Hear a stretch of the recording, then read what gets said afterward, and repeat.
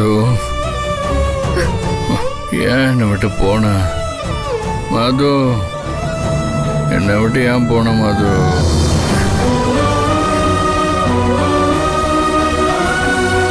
நீ பண்றதெல்லாம் எவ்வளவு கொடுமையா இருக்கு தெரியுமா?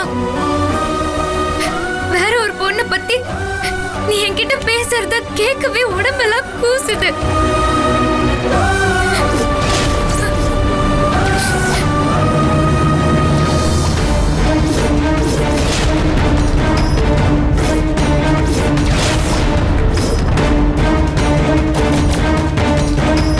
இந்த துரோகின்னு நீ சொல்றதுக்கு காரணமும் இந்த தாலிதான்.